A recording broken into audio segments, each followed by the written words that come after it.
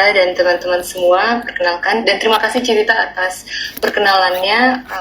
Selamat siang semuanya, saya Kalista, dan di siang hari ini mungkin saya mau sharing-sharing sedikit tentang apa yang saya analisa beberapa waktu ini. Hari ini temanya adalah The Retail and Staples Universe, Shining a Light on the Full Year 24 Outlook. Mungkin pertama saya mau share materinya dulu. Oke, ini kelihatan ya. Oke, jelas. Oke. Kurang gede nggak ya? Oke, ini sekarang kelihatan. Kelihatan. Oke, nice. Oke. Mantap. Oke, jadi saya memberikan judul The Retail and Staples Universe, Shining a Light on the Full Year 24 Outlook karena kan ini full year 2023 sudah habis dan mungkin ada beberapa pertanyaan tentang harga komoditas dan mungkin pendapatan masyarakat di tahun 2024 seperti apa dan bagaimana sentimen masyarakat terhadap pemilu di tahun depan, itu semuanya akan saya upayakan untuk saya bahas di siang hari ini. Okay. So, pertama, hari ini saya bagi menjadi 4 bagian presentasinya. Yang pertama sekilas macro update, kemudian saya akan share tentang consumer staples dulu, baru consumer retail, lalu masuk ke dalam Q&A. Oke, pertama macro update. Apa kabar konsumen Indonesia? Jadi kalau berdasarkan Consumer Confidence Index Indonesia di Oktober 2023, konsumen Indonesia mengalami kenaikan secara agregat untuk view-nya di tahun depan. Tapi kalau kita bagi lagi per kategori pengeluaran, kita bisa lihat di sini yang warna biru muda itu adalah kelompok kategori pengeluaran 5 juta ke atas per bulan. Dan semakin gelap semakin kecil jumlah pengeluarannya per bulan. Di sini kita bisa lihat pada masa sebelum COVID, keyakinan konsumen antar setiap kategori pengeluaran itu tipis perbedaannya. Namun seiring dengan pemulihan ekonomi setelah COVID, kita bisa melihat adanya kesenjangan dari keyakinan konsumen tersebut. Ini mengindikasikan bahwa kalau kita lihat setelah COVID, keyakinan konsumen untuk kelas menengah ke bawah ini belum sepenuhnya pulih dibandingkan dengan tahun sebelumnya. Dan secara implisit kita bisa derive bahwa sebenarnya ini ada kesenjangan sosial yang terjadi di antara beberapa kelas masyarakat ini. Nah, ini akan saya sentuh dalam beberapa slide ke depan.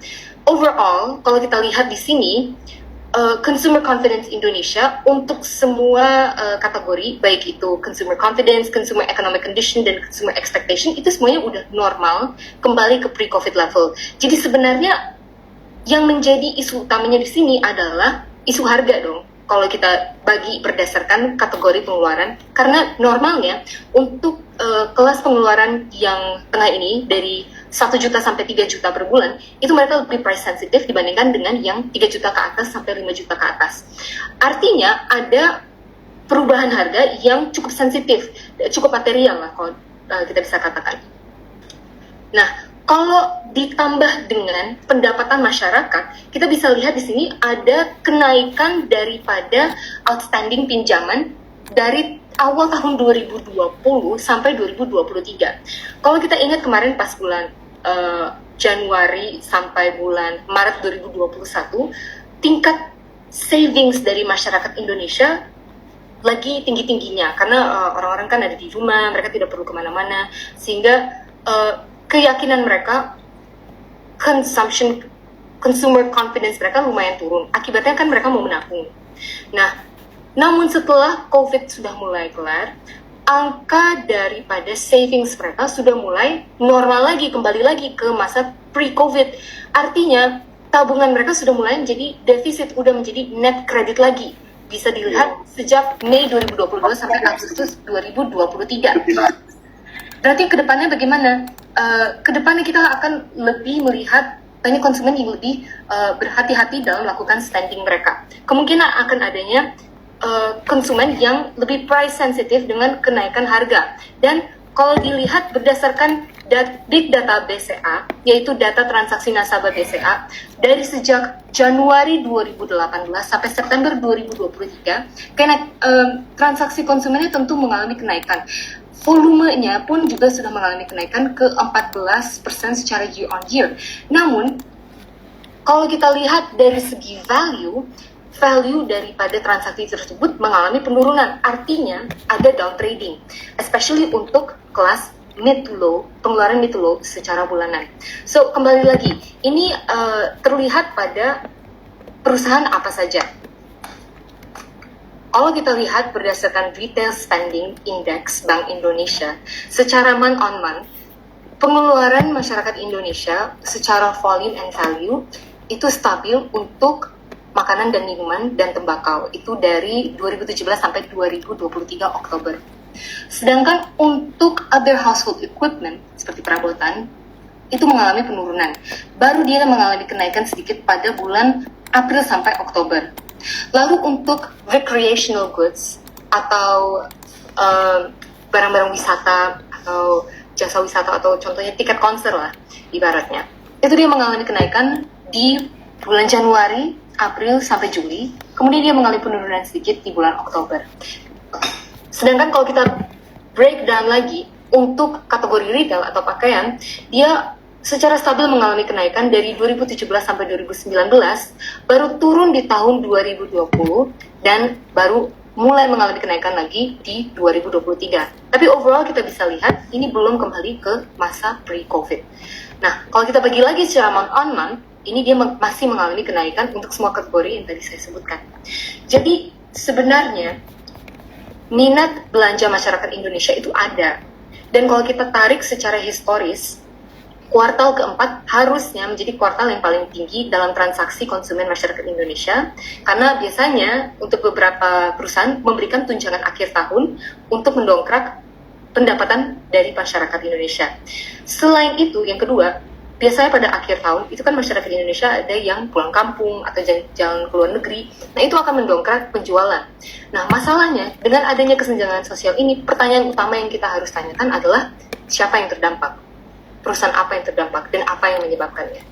Nah, sekarang kita masuk ke sektor yang pertama.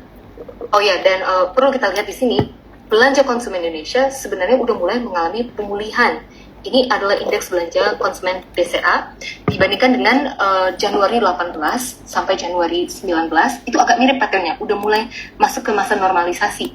Jadi sebenarnya efek daripada pemilu yang akan datang itu sebenarnya nyata terlihat dari consumption spending di Bank Indonesia. Sebelumnya cerita, sorry, ini mouseku kelihatan nggak ya dari tadi? Oh, kelihatan. Oke. Sorry. Thank you. Bagus. Nah, berarti isu utamanya sebenarnya kan di pendapatan, bukan karena masyarakat Indonesia kurang saving atau karena mereka pendapatannya nggak naik. Sebenarnya naik secara year on year, cuma kalah dengan inflasi. Ini data dari BPS, Kementerian Keuangan, yang aku ambil dari CNBC. Kalau dilihat secara year on year, pendapatan PNS kan naiknya terakhir kali di tahun 2019, dan itu ketika pemilu. Dan biasanya kalau kita agregatkan, dia kalah dengan inflasi. Makanya di tahun ini dia naik 8% di tahun 2024. Itu janjinya Jokowi.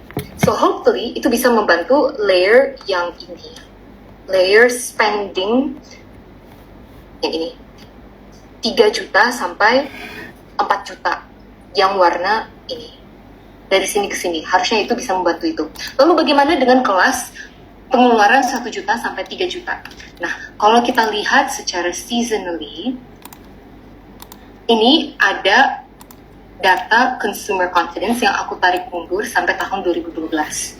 Setiap kali ada pemilu, kelas pengeluaran 1 juta sampai 4 juta ini mengalami kenaikan dibandingkan dengan kelas pengeluaran 4 juta sampai 5 juta ke atas. Nah, itu kenapa? Karena adanya bantuan sosial, itu menurut kami. Nah, bantuan sosial ini tidak di-track oleh Bank Indonesia dan tidak bisa dilihat oleh volatilitas keuangan Bank Indonesia atau data M2. Karena biasanya ini diberikan dalam bentuk cash. Nah, ini biasanya akan kelihatan dari sini, dari data penjualan retail atau data transaksi yang kita miliki di Bank BCA. Di sini datanya cuma sampai tahun 2018. Di tahun 2018 pada kuartal keempat sampai kuartal pertama 2019, transaksi BCA mengalami kenaikan dalam volume untuk bisnis maupun untuk konsumen.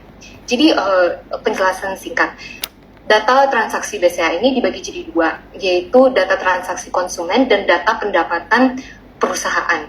Data transaksi konsumen ini namanya intra-BEL atau intra belanja, warna biru tua, dan warna intra-BIS atau data transaksi atau data pendapatan dari perusahaan itu warnanya biru tua, namanya intra-BIS. Di sini kita bisa lihat ada kenaikan drastis di bulan Juli tahun 2018.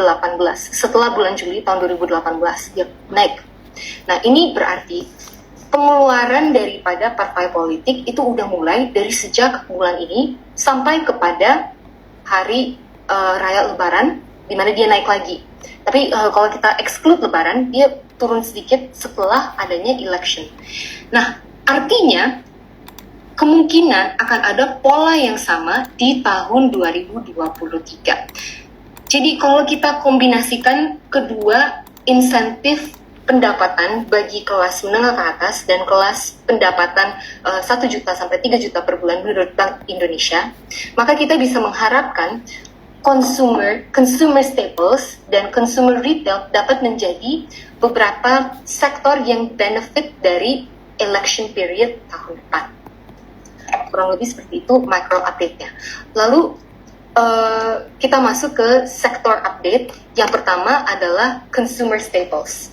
Nah, untuk consumer staples ini kan yang utama adalah Indofood, Mayora, ICBP, Roti dan Unilever. Nah, kita mau membahas dulu komoditas di balik daripada emiten-emiten tersebut. Kalau kita lihat secara year to date, dari semua komoditas konsumsi, yang naiknya paling tinggi adalah kakao, kopi, gula, dan kalau dari komoditas panen adalah beras, cabai merah, dan cabai keriting. Namun yang paling signifikan menurut kami di sini adalah beras, gula, dan harusnya di sini ada wheat, tapi nanti saya akan bahas. Gandum. Nah, kalau kita lihat di awal tahun ini isunya kan adalah harga gandum mengalami kenaikan karena adanya perang Rusia dan Ukraina. Tapi semenjak awal perang tahun lalu, para produsen wheat udah mulai didiversifikasikan lagi sumbernya. Jadi nggak cuma di Ukraina, tapi sudah mulai didiversifikasikan ke negara-negara barat seperti Amerika, dan bahkan ada yang sudah mulai menaikkan produksinya seperti di Australia.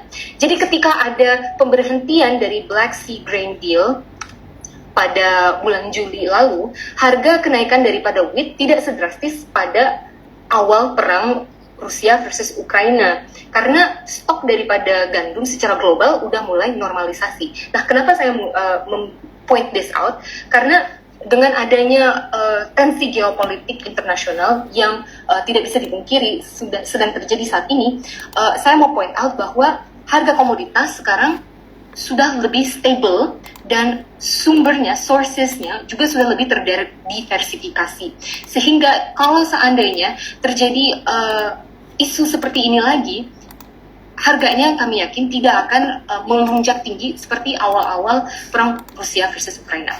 So, itu yang pertama. Lalu untuk yang kedua, kita bisa lihat di sini secara year on year, harga beras naik 19,2%.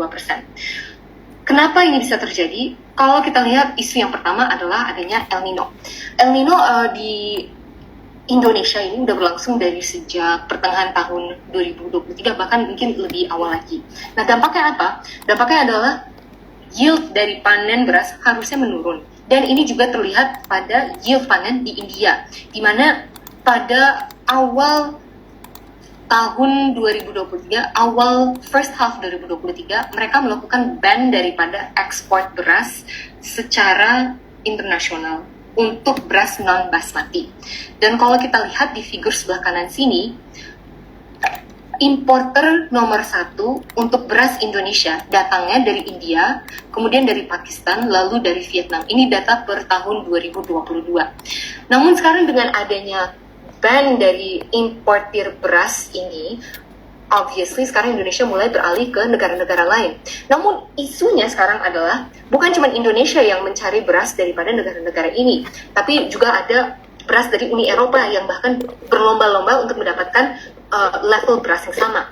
Jadi pertanyaannya sekarang adalah kira-kira bagaimana Indonesia bisa memenuhi kebutuhan beras dalam negeri. Kalau kita lihat di sini, kalau kita bandingkan ya, kan curah hujan yang rendah itu warnanya merah tua, dan kita bisa lihat di sini yang paling prevalent ada di Pulau Jawa, Indonesia bagian barat, dan sampai ke Sulawesi. Nah bahayanya adalah ini adalah produksi padi terbesar di Indonesia per data tahun 2021. Nah kalau kita lihat dari data Bulog saat ini, beras atau level stok beras Indonesia ada di sekitar 1 juta ton. Harusnya itu cukup untuk sampai tahun depan. Nah, hopefully tahun depan dengan adanya curah hujan yang mulai kelihatan di Jakarta, nggak tahu ya kalau di kota-kota lain, hopefully dengan adanya curah hujan yang mulai meningkat, yield daripada panen beras tersebut bisa mengalami kenaikan secara year on year untuk mencukupi penurunan daripada volume cadangan beras secara nasional. Nah, pertanyaannya adalah siapa yang dapat benefit daripada peningkatan beras tersebut? Tentunya adalah kelas mid to low. Nah, sementara kita menunggu adanya gap antara pemenuhan volume beras dan dengan adanya kekurangan volume beras tersebut secara internasional, maka salah satu upaya terbaik bagi kelas mid to low adalah untuk beralih kepada makanan dan minuman yang lebih murah atau pangan yang lebih murah. Contohnya adalah seperti Indomie. Tentu itu bukan akan menjadi suatu makanan pokok utama bagi konsumen Indonesia. Namun kita bisa lihat ini dapat menjadi substitusi sementara. Itu dari segi beras. Lalu yang ketiga adalah gula. Kalau kita lihat beberapa waktu lalu harga komoditas gula itu sempat naik drastis karena El Nino lagi. Indonesia saat ini sebenarnya nggak import gula, tapi mereka produsen gula yang cukup sufficient untuk para produsen bahan makanan dan minuman dalam negeri. Cuman kalau kita bandingkan dengan negara-negara lain, mereka net import gula, dan akibatnya harga gula secara internasional mengalami kenaikan, dan sampai beberapa produsen gula sempat di awal tahun ini melakukan ekspor gula, namun kemudian itu di-cut. Yang kita mau lihat daripada kenaikan komoditas ini adalah emiten-emiten yang berdampak langsung terhadap kenaikan komoditas ini. Kalau untuk gula, yang paling sensitif berdasarkan analisis kami adalah Mayora. Karena kalau berdasarkan analisis sensitivitas kami, untuk setiap 5% kenaikan daripada harga gula, itu akan menurunkan EBIT level daripada Mayora sebesar 8,4%. Ini mengasumsikan kalau perusahaan tidak mem-pass on cost kepada konsumen dan seandainya mereka tidak mendapatkan harga gula yang kompetitif. Dan kalau kita bandingkan dengan harga gandum, Mayora juga memiliki sensitivitas terhadap harga gandum tersebut. Dengan setiap 5% kenaikan akan menurunkan EBIT mereka sejauh 0,7%. Nah, tapi perlu diingat lagi bahwa meskipun demikian, perusahaan ini memiliki hubungan yang erat dengan para prinsipal dan para produsen daripada gandum dan gula, sehingga kenaikan tersebut tidak material seperti dalam model sensitivitas kami. Jadi maksudnya adalah, kalaupun akan ada kenaikan daripada harga komoditas seperti gula ataupun robusta seperti yang tadi kita lihat, itu tetap akan dimitigasi dengan adanya penurunan daripada harga-harga komoditas lain. Ini kita bisa lihat di sini ada penurunan dari harga gandum sebesar 26%, CPO turun 15%, dan kalau dilihat secara month-on-month pun kenaikannya tidak sedrastis komoditas-komoditas lain seperti kakao. Dan di sini gula pasir pun secara year on year hanya naik 12%. Nah, ini bisa dikombat dengan dua cara. Yang pertama dengan melakukan efisiensi daripada barang-barang tersebut, yaitu dengan melakukan strategi gramasi. Nah, tahun ini mereka belum aplikasikan strategi tersebut, di mana mereka menurunkan volume daripada barang-barang yang dijual, tapi mempertahankan harganya atau ASP-nya demi mempertahankan margin. Nah, kemungkinan kalau seandainya mereka perlu melakukan itu, bisa mereka aplikasikan di tahun depan. Artinya, perusahaan seperti Mayora, Indofood, ICBP ini bisa dengan mudah melakukan tweaking pada volume tersebut. Tapi kembali lagi, dengan adanya hubungan erat antara mereka dengan principal atau supplier daripada raw materials tersebut, mereka mampu untuk mempertahankan harga daripada barang-barang yang mereka jual. Nah, with that, kita mau mempertahankan packing order kita seperti ini. Topik kita untuk sektor consumers ada ICBP, kemudian Mayora, Indofood, Sari Roti, dan Unilever di hold. ICBP, Mayora, Indofood adalah top 3 stock picks kita.